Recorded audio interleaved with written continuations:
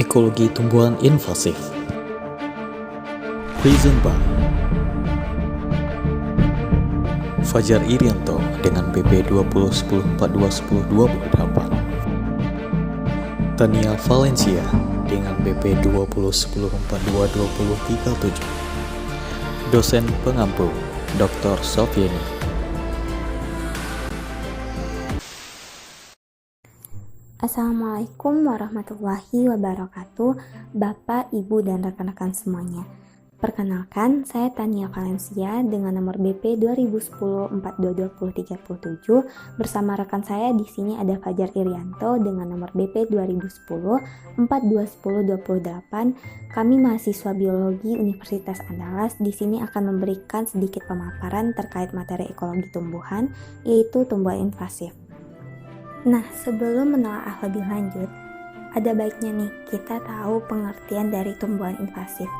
Tumbuhan invasif sendiri, menurut Sunario dan Girmansyah di tahun 2015, adalah tumbuhan yang mengintroduksi ke dalam ekosistem lain. Spesies ini biasanya bisa menyebabkan hilangnya keanekaragaman hayati melalui kepunahan spesies dan dampaknya terhadap fungsi ekosistem. Pengaruhnya, ada jenis-jenis invasif terhadap suatu ekosistem itu tentu sangat besar, membahayakan, dan biasanya berjalan terus-menerus. Jenis-jenis tersebut dapat merusak jenis-jenis asli dan ekosistem dalam skala global, sehingga menyebabkan terjadinya degradasi dan hilangnya suatu habitat. Citro Sudirjo di tahun 2016 juga menyatakan bahwa terdapat paling tidak ada 1936 jenis tumbuhan asing di Indonesia. Sebagian di antaranya telah berkembang menjadi invasif dan menimbulkan dampak negatif pada beberapa ekosistem. Jenis-jenis tumbuhan asing invasif tersebut berhabitus semak, pohon, herba, dan rumput-rumputan ataupun merupakan tumbuhan air dan paku-pakuan. Selanjutnya, menurut Tapa dan kawan-kawan pada tahun 2018 menyatakan bahwa jenis invasif juga menjadi isu internasional bagi konservasi keanekaragaman hayati, di mana pengendalian dan pengolahannya memerlukan biaya yang sangat besar. Menambah jenis invasif merupakan ancaman yang sangat berbahaya karena dapat merusak ekosistem asli serta merubah siklus nutrisi dan siklus hidrologi.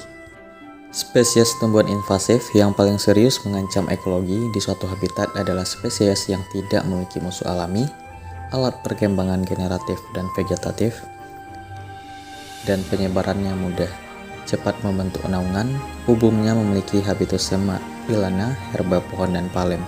Perbedaan antara spesies tumbuhan asli dan tumbuhan invasif adalah akuisisi sumber daya dan konsumsi dapat menyebabkan perubahan dalam struktur tanah, dekomposisi, dan kandungan nutrisi dari tanah.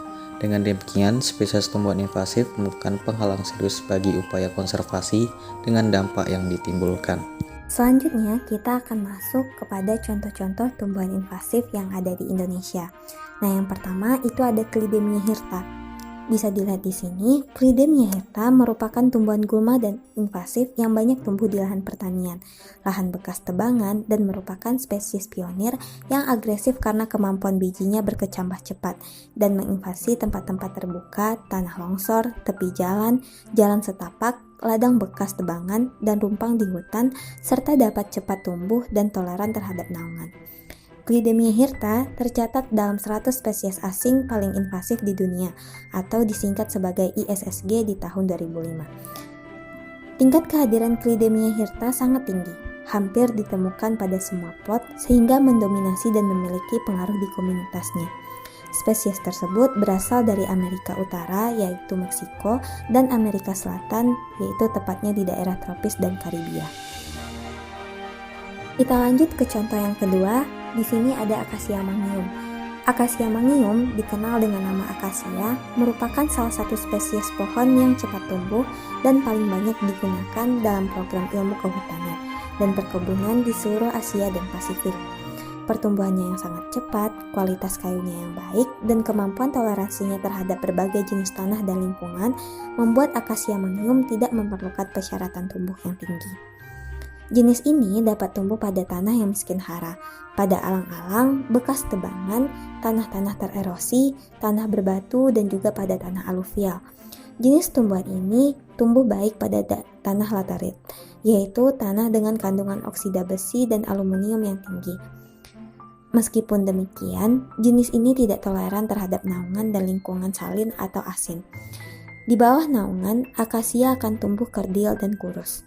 Ini adalah pendapat Retnowati di tahun 1988. Untuk contoh selanjutnya itu ada Mimosa pudica atau bisa kita kenal sebagai putri malu, yang merupakan tanaman berasal dari Amerika Selatan namun telah menyebar di negara-negara tropis seperti Asia Tenggara. Tanaman ini tumbuh di sepanjang jalan dan di lahan kosong atau hamparan luas. Putri malu sangat adaptif terhadap iklim tropis yang cenderung kering serta dapat tumbuh dengan baik di kondisi iklim atau tanah naungan namun tidak tahan terhadap pH tinggi. Putri malu mengandung beberapa senyawa bermanfaat seperti penghambat racun dan sifat atematik. Ekstrak dari akar putri malu ini encer, dapat menghambat aktivitas enzim hidrolinase dan protase pada racun aja. Putri malu juga dapat menghambat pertumbuhan Aspergillus fumigatus, Cryptodiferen, dan beberapa lainnya. Ekstrak akar dari tanaman ini sudah diuji memiliki sifat atematik atau cacing yang dapat menurunkan infeksi cacing pada saluran cacing ternak. Untuk contoh terakhir itu ada Bulesia pantemera yang merupakan jenis pohon yang dapat tumbuh setinggi 6-8 meter.